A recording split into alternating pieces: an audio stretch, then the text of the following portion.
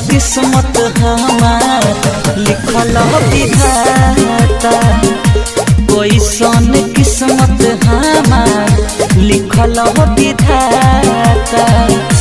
जे कहे अपन आजू छोड़िए के जाता, जे कहे अपन आजू छोड़िए के जाता। कैसन किस्मत हमार लिखल विधाता, कैसन किस्मत हमार लिखल विधाता, कैसन किस्मत हमार लिखल विधाता।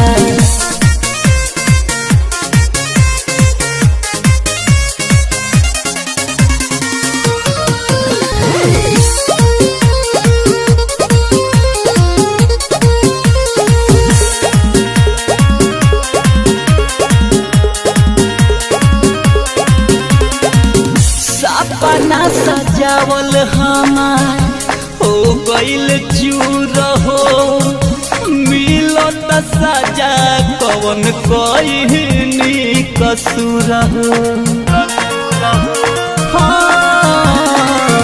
रह तुझे सोझा तो हसे पूछती सवाल हो, कमी बा कहाँ हमारा में कवनो जरूर हो।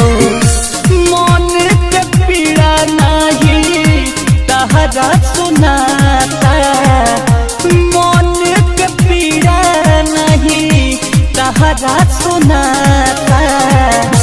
कैसन किस्मत हमार लिखल विधाता, कैसन किस्मत हमार लिखल विधाता, कैसन किस्मत हमार लिखल विधाता।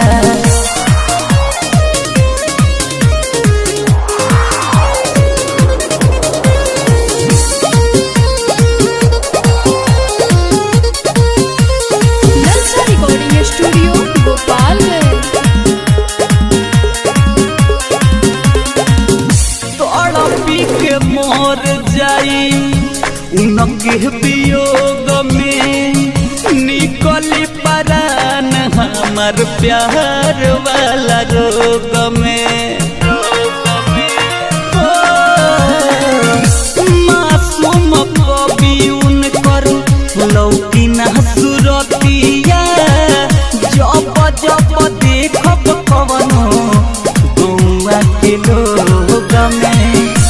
विकास लकी राजा के दिलवे दुखाता, विकास लकी राजा के दिलवे दुखाता।